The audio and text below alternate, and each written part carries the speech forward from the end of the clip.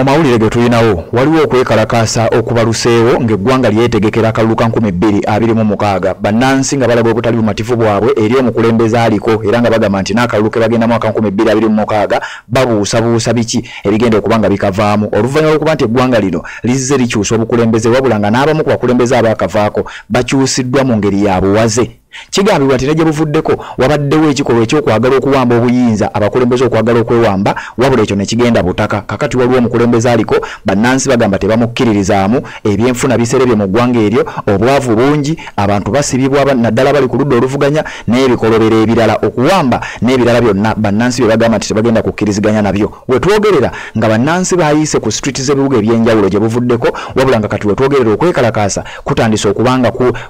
kugaininga momentum era ngo omukulembeze essaawa yonna yandirabwako ngadduka mu ggwanga asobole okuba nga yeetegula ekibabu oluvannyuma lw'abavubuka be bayita bajjenzi bagenze mu maaso n'okulaga obutali bumativu bwabwe bayiise ku nguudo z'ebibuga ebyenjawulo bayiise mu bibangirize mu bibuga ebyenjawulo nga balaga obutali bumativu bwabwe ekintu ekitadde pressure mu bantu abali mu buyinza mu ggwanga lino lyengenda okuba nga nkutegeeza era njagala okutegeeza nti okwekalakaasa ekika kino okw'abavubuka kye bayita Gen Z protests kuzze kulabikirako mawanga ag'enjawulo era ng'ebiseera ebisinga abakulembeze bangi bawunzise badduse twalaba ekyali mu ggwanga erya Madagascar twalaba ekiri mu ggwanga erya Morocco waliwo ekyali mu ggwanga erya Nepal waliwo ekiri mu ggwanga erya Philippines Indonesia East Timor amawanga ago gonna nagambye njagenda mu maaso n'okubanga nga kutegeeza wabula ekiri mu ggwanga lino kyenjagala olabe ate kyo kyanjawulo mukko eggwanga lyolekera okulonda era nga kigambibwa mu mwaka gwa 2026 bagenda kuba balonda president omupya era ng'ono aliko abadde asuubirwa okubeera omu ku abo abagenda okuvuganya mu kalulu akaddako wabula bannansi bagamba nti n'ekisanja kyennyini kyalimu tetuwagala akimaleko kubanga tetumukkiririzaamu bino bye njagala owulire osobole okuba nga obiyigirako oba si ekyo obiddukemu eno bagiyita Red Zone TV okuba nga okyagoberera yonna gy'osinzira okuba nga gy'otulabira bino byengezaako okugenda maaso n'okuba nga nkugamba okwekalakaasa kuno kwatandika ennaku z'omwezi nga 20 omwezi ogw'omwenda omwaka guno gwennyini ogwa 2025 kitegeeza omwezi oguwedde okwekalakaasa kuno lwe kwatandika wabula kigambibwa nti kwatandika kwa mpolampola okutuusa ab'ebyokwerinda we batandika okusumulula omukka ogubalagala ne batandika okugezaako okwagala okukuba abantu n'okubalemesa okwekalakaasa kwabwe okubalemesa okulaga obutali bumativu kyabongera obusungu abaali basigadde ewaka ne bavaayo abaali balimu okutya ne bavaayo ne beegatta ku bannaabwe ku streets ez'ebibuga ebyenjawulo era ogenda kuwulira n'ennamungi w'omuntu ali mu kugenda maaso n'okudimandinga either omukulembeze ave mu ntebe mirembe adduke oba si ekyo bagamba nti bagenda kuyingira State House basobole okuba nga bamwekimirayo tebaagala muntu yenna agezaako ogenda maaso nakubanga abagambako omukulembeze w'eggwanga ne gavumenti ye kigambibwa nti nabo baagezezzaako okulaba nga bakonvinsinga abavubuka bano abeeyiye ku nguudo basobole okuba nga bateesa wabula abavubuka baaganye nkugambye kuno okwekalakaasa kw'abavubuka kye bayita Gen Z protest kyokka ng'eggwanga lyolekera akalulu ka 2026 bagiyita Red Zone TV njagala osubscribinga gwe atanaba kubanga osubscribinga bino byonna oleme ggenda maaso nakubanga obisubwa nkuleetera amawulire gano nkugambye oyigireko oba obiddukemu kakati wuliriza okwekalakaasa ekika kino kuzze kubeerawo okw'abavubuka era mu mawanga ag'enjawulo abakulembeze bawunzise badduse kakati njagala owulire okwekalakaasa kuno kuli luddawa mukulembeze eki essaawa yonna ng'alabika agenda kudduka oluvannyuma lw'ekibabu ekimuteekeddwako abavubuka byonna ogenda kubanga obitegeera naddala gwe amaze okubanga osubscribinga genda mu comment section teekayo obubaka bwo ku nsonga ez'enjawulo kuba ku nkomerero nzija ne comments zammwe nenze nemba nga nzibasomera buli yataddeyo obubaka bwe n'obanga naawe ogenda mu maaso n'okubanga obumanya kakati nga sinaba okubanga neeyongerayo njagala nsooke nzijewo akalango kano tusobole okubanga tutambula bulungi nnyo nkutegeeze omukulembeze eki agenda okubanga adduka okwekalakaasa kuli luddawo akalango kano kakasoke kaveewo tubeere nga tweyongerayo obufumbo olina omwami naye ng'akutawaanya olina omukyala ng'akutawaanya bajja ne bakwagalako ne bagenda gwe alina ebizibu mu byenfuna nga sente zikuyita mu ngalo wooteeka sente zifa bufi boowola tebazza gwe aloota ng'ogwa mu nnyanja gwe alumizibwa omutwe nga guganja okuwona naawe aloota ng'ebintu bikozesa ensonga z'obufumbo nina ekifo ku mugga awali amayinja wennyambululirako ebisiraani ekigwa ekifiiriza omudibo obutaganja obutawiibwa nzijanjaba abantu ab'enzikiriza zonna nsiŋŋaanibwa njeru ku lw'ejjinja gwanjagala kuba ku nnamba yange eyo naawe ali ewala ennyo yita ku WhatsApp.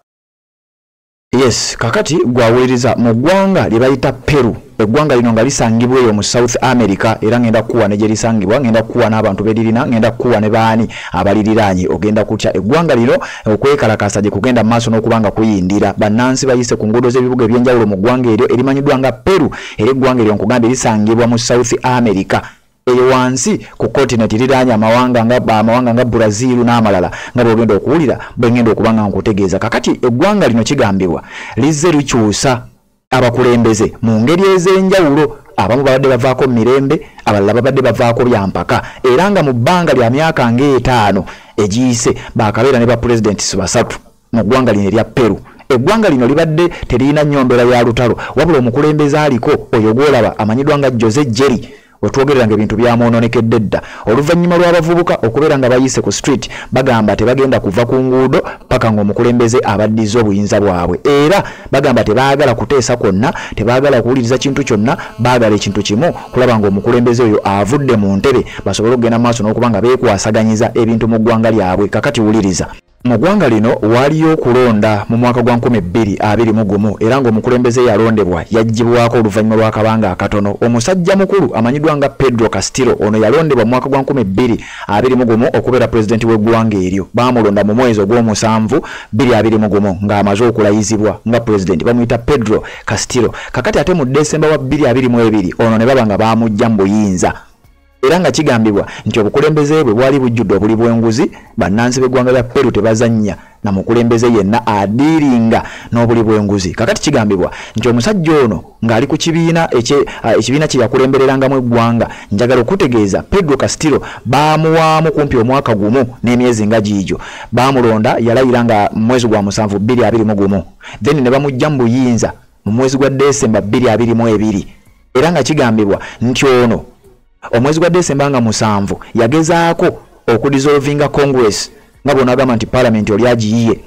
ababaka parliament agisazizaamu nga bwe walaba ebyali mu ggwanga lya Nepal oba ekyali mu ggwanga lya Madagascar, wabula bannansi ne bagamba ffe tetujja kubikkiriza kuba tetubitegeera era tetubimanyi, twagala kukulaba nga ovuddewo. Era bw'atyo Pedro Castillo yasobola okuva mu buyinza obw'eggwanga erya Peru, bw'atyo n'asobola okuba nga yanyenya mu tanka n'adduka. Era kigambibwa nti wayita akabanga katono omukulu ono yakwatibwa oluvannyuma lw'okuba nti yali adduse ate nga bamugye mu office. Bwe baamukwata baamuteeka emabega w'emitayimbwa, Pedro Castillo n'aba nga obuyinza bwe buti bwe bwamuyita mu ngalo. Mu mwezi ogwa Desemba 2022 eggwanga lino lyalonda omukyala amanyiddwa nga Diana Boluarte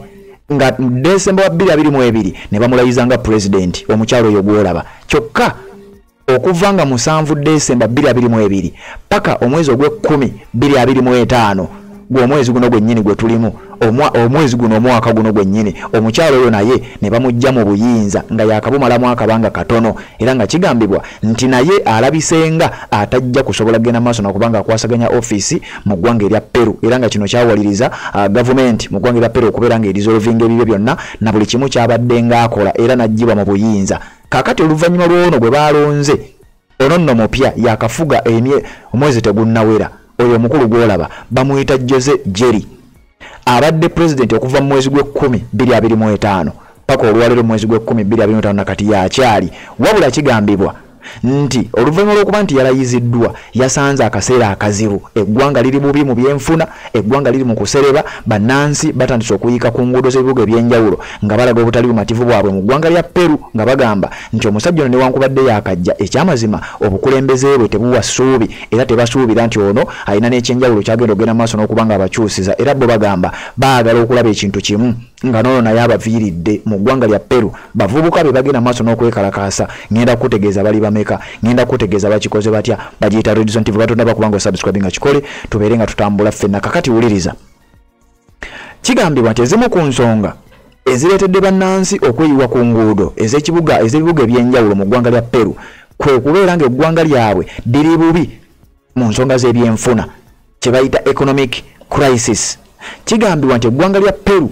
lijjuddemu ebbula ly'emirimu mu bavubuka, abavubuka batikkirwa ne bava ku university naye ng'emirimu gya mwana waani, emirimu gy'ani akumanyi. Kakati bino binyiza abavubuka bangi, era kigambibwa nti mu ggwanga lino abavubuka kumpi buli abatikkirwa ebitundu nga 7 ku buli 100 bafuluma tebalina mirimu ate nga tebalina na ssuubi lya mirimu. Era kigambibwa nti bano beba kuma mu bannaabo omuliro beba teekawo embeera ey'okulaba ng'eggwanga ligenda mu kwekalakasa kubanga tebalina nsonga yonna ebaleetera kulaba nga bagumiikiriza ng'emirimu gikyaganya okubeera nga gibula. Omukulu oyo amanyiddwa nga Jose Jerry ebintu byamwononekedde dda oluvannyuma lw'okuba nti kakati mu bbanga ettono ennyo lye yakakulemberera eggwanga erya Peru bannansi baganya okuwuliriza ensonga ye. Yagezezaako okwagala obbayita bateese abavubuka baaganye. Yagezezaako okwagala okuyita mu babakulembera. Jukira okwekalakasa kw'abantu bano tekuliko mukulembeze nti ali omu wabula wagambye okuba nti waliwo abo ababadde ku ludda olukkiririza mu ebyo abantu ba bulijjo be bakkiririzaamu naye nga nabo okwekalakasa bakuli bbali. Ekyokulabirako kye nnyinza okukuwa mu ggwanga erya Uganda singa wabalukawo okwekalakasa naye nga Robert Kyagulanyi Ssentamu yakulembera oludda oluvuganya naye ng'okwekalakasa okwo takuliimu abantu nga beekunze bokka wabula nga bakimanyi bulungi nnyo nti oyo ajja kubawuliriza. Bajja kumuwuliriza singa gavumenti eba eyise mwoyo agezeeko okubakkakkanya wabula ku mulundi guno kigambibwa okuba nti bannansi mu ggwanga lya Peru baaganye okubaako kye bawulira. Bagamba tetwagala kumanya tubadde n'obudde obubaleka mwetereeze muganya okwetereeza kati ne bwe munaatusindikira ani tetugenda kuwuliriza twagala kulaba kimu nga Jose Jerry adduse mu buyinza bw'eggwanga nga banne bwe babadde nga bakola ffe tukkirize titugenda kweronderwa omukulembeze waffe gwe binaagaana okutereera oyo naye nga tumugoba. Yembeera eri mu ggwanga erya Peru wansi eyo mu Maserengeta. Kakati kigambibwa nti waliwo ne baritayaries abaawummula ku mirimu bano bagambibwa okuba nti nabo batandise okwegatta ku beekalakaasi nti gavumenti yabasuubiza okubawanga akasente okubawanga ensako okubayambangako mu bintu eby'enjawulo wabula kigambibwa nti gavumenti erabika yabasuubiza mpewo era bano boolaba nabo beegasse ku beekalakaasi bagenda mu maaso n'okulaga obutali bumativu bwabwe era okwetolera ebibuga eby'enjawulo mu ggwanga erya Peru. Amagye ne poliisi bayunguddwa era bagezezaako okukola buli ekisoboka okulaba nga bagumbulula abeekalakaasi wabula kigambibwa okuba nti tebakyayina yadde kye basobola okukola kubanga namungi w'omuntu yeeyongedde okubeera nga mungi. Ngenda kuwa omuwendo gw'abeekalakaasi ogenda kutya naye nga bo bagamba tebaagala kuwulira kintu na kimu. Waliwo etteeka agamu ku mateeka agayisibwa. Amateeka gano nga nago gongedde embeera okubeera ng'esajjuka. Njagala owulirize bulungi nnyo mu mawanga agamu bayisa amateeka nga bwe baagala nga gaffe balinga abo bali mu buyinza wabula nga ate bano abatali abantu ba bulijjo amateeka agamu gaba gabanyigiriza. Kakati kigambibwa nti mu ggwanga lino erya Peru waliwo amateeka agayisibwa era nga bagamba nti social and human rights issues zifuuse ensonga nnyo mu kwekalakaasa kuno. Waliwo kye bayita mandatory hijab enforcement nga bagamba nti woman life freedom movement kino baakifudde nga mugendo the woman life freedom movement nti okwekalakaasa kwabwe nga bakulembezza nnyo kino kye bayise nti abakyala obulamu n'eddembe ly'obuntu. Okwekalakaasa kuno kwatandikira mu mwaka gwa 2022 oluvannyuma lw'omu ku basajja ku bakazi okufa waliwo bayita Mahsa Amini ono yafiira mu kaduukulu ka poliisi oluvannyuma okuba nti yawambibwa abasajja ne bamutulugunya bubi nnyo bw'atyo n'abanga mu kaduukulu ka poliisi yafiirayo. Kati oluvannyuma lw'okufiirayo bannansi kyabanyiiza ne bayiika ku nguudo ez'ebibuga eby'enjawulo okuva mu mwaka gwa 2022 paka ne wetwogerera okwekalakasa kukyagenda mu maaso. Era nga n'ezimu ku mbeera oba ezimu ku nsonga ezireetedde abantu bano okwekalakaasa n'okubeera nga tebazikiza mulimu n'okuwamba bakiyise increased repression. Kigambibwa okuba nti obubinja obw'abantu naddala abavubuka abagenda mu maaso n'okuba nga balwanirira eddembe mu ggwanga erya Peru nga kuno kuliko balooya bannamateeka kuliko abayizi ab'amatendekero wano nowulirizawo bulungi nnyo abayizi students okuva ku institutions ez'enjawulo abamu nga bava ku universities abalala bava mu high schools abalala bava mu matendekero ag'enjawulo beegasse mu kwekalakaasa wabula abasajja bazze nga babawamba ba activists abalwanizi b'eddembe ab'ebika eby'enjawulo n'abamu ku ba family members ababamu ku abo abeekalakaasi nga bwe nkugambye nti okwekalakaasa kutandika n'abo abavumu wabula waliwo ababeera abatiitiizi nabo ne basigala ewaka wabula olw'okuba nti abamu ku b'eŋŋanda zaabwe abamu baba bakubiddwa nga balemaziddwa abalala baba bawambiddwa nga basibiddwa abalala baba babuziddwa nga tebamanyi gye babatutte abalala baba bafunye ebisago eby'olubeerera nga tebigenda kubavaako abamu baba balemazza. Kakati ab'eŋŋanda nabo kigambibwa okuba nti ate batandise okuba nga bavaayo ababadde baasigala ne bano batebinkwatako bagambibwa okuba nti batandise okuba nga bavaayo nabo beegatte mu kwekalakasa kuno era nga bwe twogerera mu ggwanga erya Peru mu bibuga eby'enjawulo nga bwe ngenda bikugamba kubanga n'ebibuga ngenda bikugamba n'abeekalakasa abaliyo. Kino njagala okitwale bulungi nnyo ate okyeyalinga evidiyo eno etuuke ku buli muntu yenna akkiririza mu kye bayita okwekalakaasa oba okulaga obutali bumativu. Waliwo kye bayita hijab laws, amateeka ga hijabu agateekebwa mu ggwanga erya Peru, era nga gana amateeka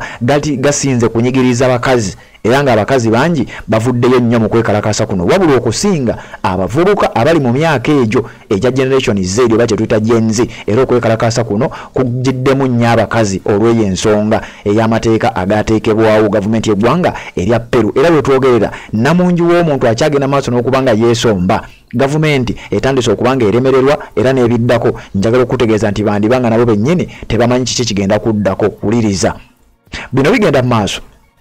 ng'omukulembeze gwe bali mu kwagala lekulire yakamala okubanga alayira tannaweza yadde n'omwezi, kubanga guno omwezi gwe10 gwennyini gwe tulimu gwe mwezi gwe yakalayiriramu nga president. Wabula bannansi bagamba tebagenda kukkiriza, baagala ne kibayita systematic change, nga bagamba nti baagala kibayita complete overhaul of the political system mu ggwanga erya Peru. Bano nga bawakanya engeri abakulembeze gye bateekebwako, nga bawakanya engeri system gyekolamu, bo bagamba tetuwagala kumanya, baagala complete political change. System yonna baagala ekyukire ddala. Era nga bagamba nti baagala bateekewo bano n'abeekalakasi bakambwe batuuse n'okudimandinga nti twagala president yenna kasita tumukategorizinga nti abadde dictator bw'ava ku buyinza etteeka liteekebwewo abeerenga waakuttibwa. Era nga bino babadde babiwandiika ku bipande, bagenda babiyimba mu nnyimba, bagenda babitimba babiwandiika buli wamu nga balaga nti mu bye baagala wabeewo anti muleeta amateeka, mukyusa mu ssemateeka. Twagala mukyuse mu nkyukakyuka ze muleeta mu ssemateeka w'eggwanga lya Peru, muteekemu n'akawaayiro nti omukulembeze yenna bw'aba afuze bubi bannansi bw'ava ku buyinza abeerenga agenda buttibwa, si bya kumusonyiwa, agende maaso n'okubanga ayina. Bano nno bannansi b'eggwanga erya Peru be bimu ku ebyo bye bali mu kudimandinga, ate nga bakyagenda maaso n'okulaga obutali bumativu, bagenda maaso n'okwekalakaasa nga ne wetwogerera ennamba zitandise okubanga zisukka ku ezo oba oliawo ze babadde bamanyi. Okwekalakaasa kuno ngenda kuzzaayo kemabega nkubulire gye kwatandikira ne sofa wetwogerera biki ebyakakyuka mu ggwanga lya Peru oluvannyuma lw'okwekalakaasa kuno okuguddewo mu ggwanga eryo. Kakati wuliriza, eggwanga lino ddene, wabula ate nga abantu si be bangi ennyo ekiri awo, wabula abantu abaliyo abatono ennyo bagambibwa okuba nti balina obuvumo obw'ekika ekya waggulu oluvannyuma lw'okuba nti gavumenti ebakozeeko ebikolobero bingi nnyo. Eggwanga lino erya Peru ligambibwa okuba nti wetwogerera balina abantu abakunukkirizeeyo mu bukadde 34 wakati wa 34 na 35, 34 to 35 million people mu ggwanga erya Peru kyokka, ng'eggwanga lino ddene obwaguuga. Kakati njagala kuwa ekyokulabirako mu ggwanga erya Peru ogwatta Uganda eziwererako ddala nga 4 okuweza eggwanga lya Peru erimu bwe riti, naye ate muwendo gw'abantu Uganda esinga Peru abantu abangi, kubanga nkugambye Peru abantu baayo baliyo mu bukadde wakati wa 34 na 35 kyokka, ate nga mu bugazi eggwanga lino ddene. Uganda wetwogerera eteeberezebwa okuba nti erina abantu obukadde obukunukkiriza 50